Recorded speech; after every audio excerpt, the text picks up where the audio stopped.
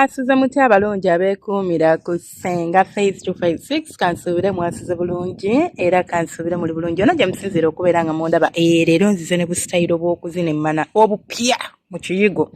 Omanyi nabagamba omukwano oba okwezina kunyuma nnyo nga muvumbula obupya oba nga mulina kye tuyita variety oba nga oli spontaneous like oleetawo ebintu ebipya kintu si kyekya bulijjo. Olaba omukazi emmana ne bw'ogizinira mu kiyigo naye nga by'omuzina bye bya bulijjo byebyo muna ebituuka ne bimutama. Kaakati ngenda bawa ebiyigo bibiri naye ati ekyewabweru ate kye nkityako. Balizo bakwata akatambi walizo okubayo abalingiza n'abakwata akatambi n'akaliikinga kati ewabweru tuveeyo mpoziko nga weesiga nti ennyumba wooli wali safe muli mu kikomera ekiyigo kyammwe kiri wabweru naye muli mu kikomera that is okay. Ekisookera ddala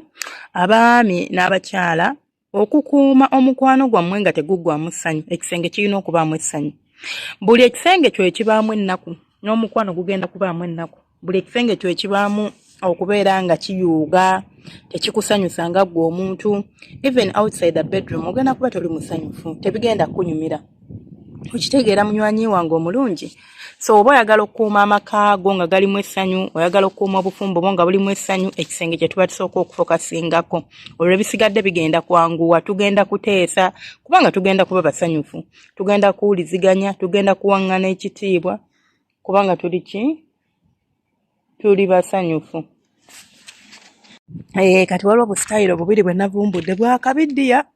tubuziniramu mmanaawo mu kiyigo. Mmwe balina ebiyigo eby'omunda bino ebirina shawa. Ekisooka omukazi bw'agamba nti ngeze naaba ng'omuwerekera ng'omugoberera ng'ogenda ng'omukuutako mu mugongo omukuutako mpola mpola bw'omaliriza okumukuutako mpola olwo n'olyoka omutandikako okumukolako emikolo otya era ogikola otya emikolo egyo. Omukyala oyo tumukwata bulungi nnyo n'osooka osumula amazzi oba ng'olina shower head kye kino ekishawa ekibeera waggulu ekyo bw'oba tolina eyo ya waggulu waliwo eno shower gye bayita shower handle ezo ziniza okukwata ku mukono gy'ojjamu eyo naye n'oba togiggyemu ogiteekamu akantu kaayo ka shower holder like ogiteekamu akantu kaayo n'ogitunuza like osobola ogibeninga osobola ogipositioninga nga bw'oyagala. Amazzi ago ne gabeera nga gayiika ku mubiri gwammwe babiri oba ku mubiri gyammwe babiri aka kantu kali so romantic lwaki amazzi ago galina engeri gye gakuba ku mubiri ate ogateeka ku full pressure toteekako just katini oteeka ku full pressure kati bwe gakuba ku mubiri gw'omuntu munnaye ganyonyoogera ganyuma gazuukusa emisuwa gazuukusa obwagazi kati n'otandika okubeera ng'okola ki n'otandika okubeera nga omuweeweetako mpola ku mabeere okwo bw'omala omuweeweeta ku mabeere kati kasitayiro kafe akasooka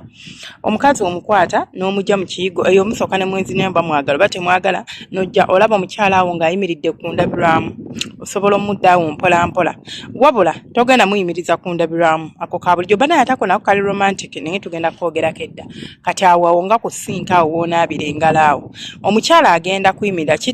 like it depends ku setting y'ekiyigo kyammwe bw'ebiba nga biri so close asobola oyimirira mu kiyigo okugulu n'akuteeka ku sinka bw'ebiba nga tebiri so close agenda kuyimirira kati akwate kuba toy usually esobola okubeera kumpi ne sink agenda kukwata emikono gy'agikutame ng'emikono agipiininze oba nga agitadde ku toy kati then okugulu kuno okumu akusitule kugende kuyimirire ku sink ng'okulala kuyimiridde wansi awo muyingirire awo gwe kennyini ogenda muyambako okuwanirira okugulu kuno bannanga awo omukira gutuukira ddala ku kabojjambolo. Ayi akavidiyo n'okalabako nga kali mu 3D olabira ddala kyenjogerako embola egendera ddala paka kabojjambolo eba etuuka bulungi ate omukazi aba anyumirwa as long as akasobola waba ali flexible aba akasobola kubanga it's not so complicated it's not rocket science si kazibu nnyo nti oba kalimu obuwanvu n'obukumu sayire ezisinga tezirimu nnyo science ali awo alinza kulema muntu tegeera omukazi agenda kuwoomerwa kati njagala omutwalira awo ng'omukutte n'okugula okumu osobola n'omukubako eno ku buyi ku matako n'omuzina n'okusamula wabanga asobodde ajja kusamula lwaki oba okoona kabojjambolo ate oba oyita kawompo k'emmana bulungi nnyo. Chances z'omukyalo oyo okubeera ng'atuuka ku ntikko okubeera ng'asamula ziba nnyingi nnyo nga bw'otegeera and given that this is a new thing you are trying kino engeri gye exciting omubiri gw'omuntu ne kimuleetera okuba ng'anyumirwa ne kimuleetera okuba ng'agenda samula mangu and so on and so forth. Kati then kasitayiro akalala awo wennyini mu kiyigo omukyalo osobola omugamba n'akwata as long as wayimiridde wali faamu waliwo kye tuyita bathroom bathroom mats buba bukeeka bubanga bukapeti obanga bukeeka bwe butyo babusuula mu kiyigo like obuntu obubeerako neggundi wansi ezikwata like kabeera kakuyambako obutaseerera kubanga usually kigo kirinza okuba kirimu tails oba si kya tails naye nga kiseerera whatever it is. So tuteekawo okwewala ebizibu jjukira sabbuuni and abcd tetwandiyagadde ate mube nga mulina byemukola omukazi omutwe akube wansi awo nzike ng'agenze mu ddwaliro nga muyisa ambulance okitegeera. So making sure ayina farm grip wansi bw'aba tasobola musuulawo tawulo oba tokayina osuulawo tawulo n'ogitobya kati tawulo eyo engeri gyeyina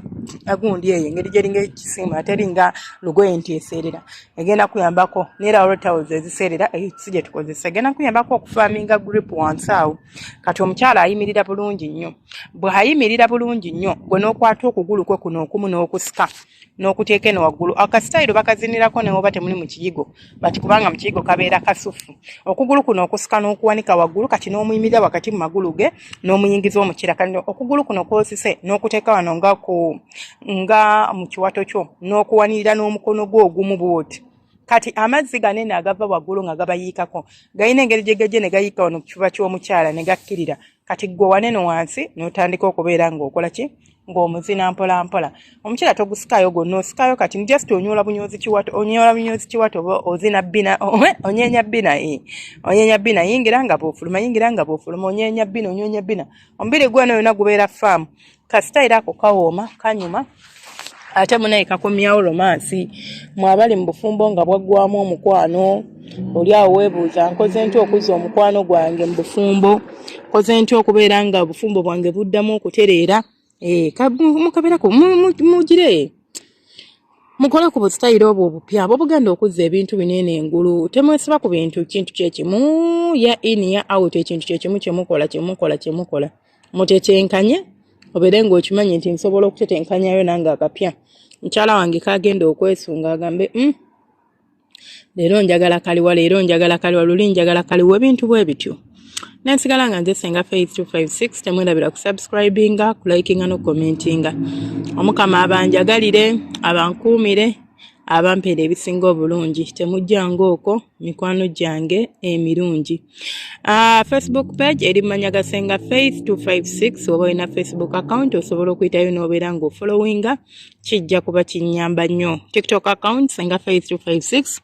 naawe osobola okuyitayo n'obeera ng'ofollowinga naawe kiba kinyamba nnyo. Nkwagala nnyo akumata kumi na mpeera channel yaffe endala Story Hub Luganda eyo tugabanako stories bani leero lwakutaano tulina ka story yadde tekagenda kuba live but I will post it at night. Temukeerabira mbaagala nnyo mubeere bulungi temujjanga okwo.